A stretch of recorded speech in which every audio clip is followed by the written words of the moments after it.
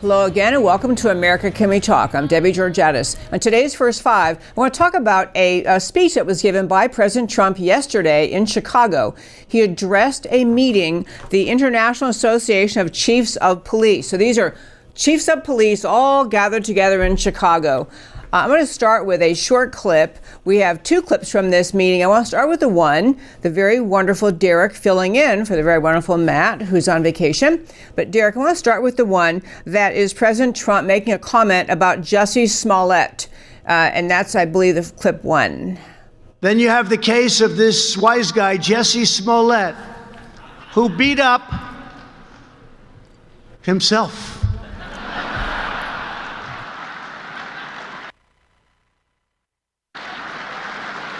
And he said MAGA country did it, MAGA country.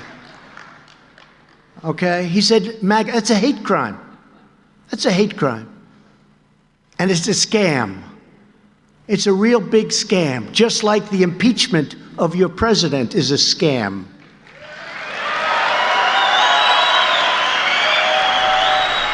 Okay. I want to be sure, I'm glad Derek cut it where he did. I want to be sure to have you hear the audience cheering. This is one reason that Trump supporters just love and appreciate President Trump. He's there talking to this meeting. These are law enforcement officers, chiefs of police, in a very large meeting in Chicago. And he managed, in the context of talking about the Jussie Smollett case, which you likely recall, is the actor, or I guess now former actor, who perpetrated a hoax on the people of Chicago, on the police department of Chicago, on the American people, pretending and completely fabricating that he was a victim of a late at night, it was like 2 or 3 in the morning, attack in the middle of some neighborhood in Chicago where he claimed people wearing MAGA hats or yelling MAGA or something about Trump beat him up and taunted him because he, this actor, Jussie Smollett, is gay and black. Turned out he perpetrated a hoax. He did the whole thing himself.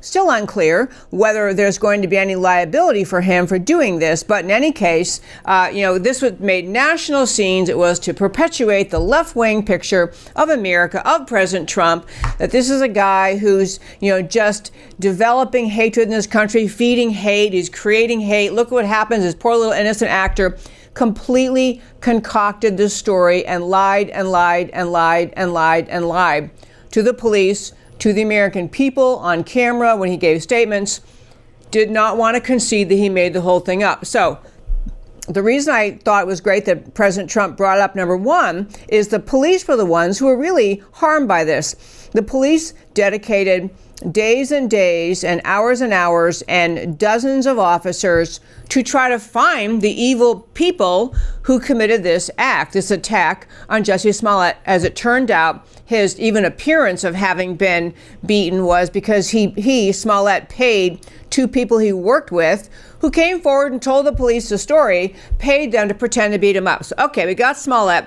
I think Trump brought up in part to say, remember what this left-wing world did to you, police officers, but then the same speech to throw in his point about that just like the Smollett thing was a hoax, so is this entire impeachment. I'm sure there are political advisors, political consultants who would tell President Trump, do not talk about the impeachment effort. Keep quiet. Stick to the agenda. You're supposed to be there talking about the greatness of the police, the importance of supporting the police. Stick with that agenda. But whether it was in his script or he just threw it in, he was not going to miss an opportunity to point out that just as the Jussie Smollett thing was a hoax, so is this impeachment inquiry that is, by the way, Nancy Pelosi's taking it to the floor of the Senate or the House on Thursday. Not to launch an official impeachment investigation, but simply to get a vote in favor of the procedures for this non-constitutional process called impeachment inquiry. You realize, of course, if she actually launched the real impeachment process and held a vote to begin impeachment, she would have to then give rights to the president, treat him like an American citizen entitled to due process rights. She doesn't want to do that. She wants to keep this going after Trump in a vehicle, in a strategic way that allows her to play the case out in the media, allows the Democrats who are in cahoots with her to try the case in the media, giving President Trump and his team absolutely no ability to cross-examine witnesses, examine documents, present what they have to say, no ability to even exercise the most basic of due process rights. Trump is right to be frustrated, angry, outraged, whatever word you'd use. He's right to be calling this out. I love that he threw it in at this speech in Chicago for the police officers. The second little clip we have of President Trump has to do with the absence that day. This is, again, the meeting of the International Association of Chiefs of Police being held in Chicago, and the top figure in the Chicago Police Department, Eddie Johnson, the police superintendent, was not there. Here's what President Trump had to say about that. But there is one person that's not here today. We're in Chicago. I said, where is he? I want to talk to him. In fact, more than anyone else, this person should be here because maybe he could learn something.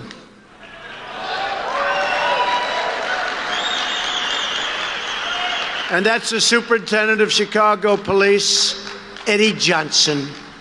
A few days ago, Johnson said, quote, "The values of the people of Chicago are more important than anything President Trump would have to say." I don't think so, because that's a very insulting statement after all I've done for the police, and I've done more than any other president's ever done for the police.